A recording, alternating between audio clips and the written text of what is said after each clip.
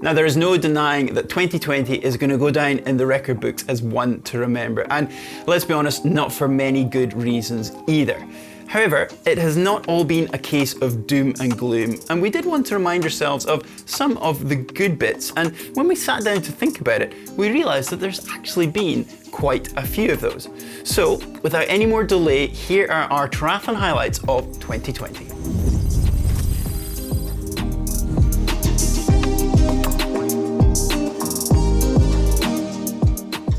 Right then, let's cast our minds back to the beginning of the year, which indeed seems like a lifetime ago now, but crucially, one where races were happening entirely normally and we had no reason to doubt that they wouldn't continue to do so. Well, who'd have thought when we went back to March, Ironman New Zealand wouldn't just be the first race of the season, but for a long time throughout the rest of the year, it might appear to be the only race of the season. No, I certainly wasn't imagining that, that's for sure. But as it quickly became apparent that there wasn't going to be any racing for the foreseeable future, the PTO, Professional Triathletes Organisation, started to put their money where their mouth was. They stepped in quickly and offered all of the pro athletes who had suddenly lost any ability to race and earn an income from that some cash. They had a yearly ending bonus pool of $2 million, which they increased to $2.5 million, and they distributed that immediately with at least $5,000 being paid out to every athlete within their top 100 ranking listings, rather than them having to wait to the end of the year as was initially the plan. And this wasn't the only support that the PTO would be offering, and we'll hear more about that a little bit later. Okay, so as the summer quickly disappeared and even the most positive among us were starting to despair, there was some light starting to begin to appear at the end of the tunnel. Races were starting to re-emerge. Now, the ITU had had to cancel virtually all of their flagship WTS series of events. However, Hamburg did manage to survive, albeit not in its usual city centre location or with the huge numbers of crowds lining the streets as it was renowned for. It was also promoted at the 11th hour to become the World Championship event rather than the usual means of crowning the winner of their series. And not without some complaints from some other athletes, notably those from the Southern Hemisphere who simply weren't able to travel due to the restrictions. However, the show must go on, and Vincent Luis was successfully able to defend his title from 2019, and Georgia Taylor-Brown was able to add her name to a long list of British women's winners. And aside from the draft legal racing, there were some other events starting to appear again too. And to help things along, the good folks over at the PTO started to provide some support. And this began with a $15,000 professional prize purse, which they gave to a small but very unique event here in the UK by the name of Helvellyn. And incredibly, this event was won by Alistair Brownlee, who had just the day before in Hamburg raced to a top 10 finish. But this race was just to be the beginning, because the PTO has since supported or extended the support to some 15 races globally, and this has provided in excess of $300,000 in support for the pro athletes, and also brought that big race buzz back to many grassroots events all over the globe. Now, happily, there was racing happening elsewhere too, and a superb story that not only caught our attention but went viral all around the world was one from the Santander Triathlon in Spain. And what a superb gesture of sportsmanship this was. British athlete James Teagle was sprinting with local Diego Mantrida for the final podium position, but in the finishing shoot, Teagle took a wrong turn. Sensing he was probably going to be beaten in a fair match, Mantrida stopped just short of the finishing line to let his rival cross first, which was a superb gesture of sportsmanship. So much so that the race organisers paid out to both of the athletes anyway. Now, the beginning of October traditionally means one thing in the world of triathlon, and that is the hype and the build-up towards the Ironman World Championships on Hawaii. But this being 2020, of course, they were cancelled. However, if GTN couldn't go to Hawaii, then we figured that we would try and bring a little bit of that Pacific island right here to us.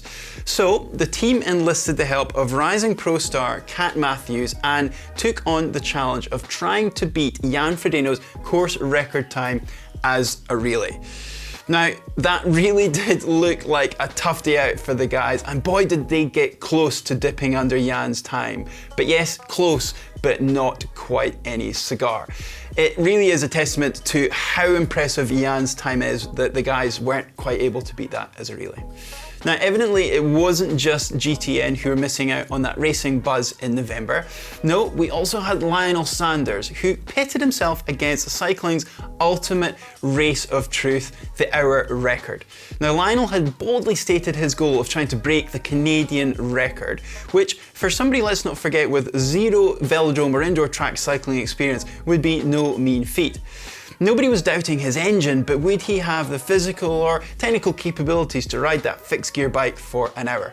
Well, the answer was a resounding yes, because Lionel executed an outstanding race and duly smashed that record with a distance of 51.3 kilometers, which absolutely was a stunning performance.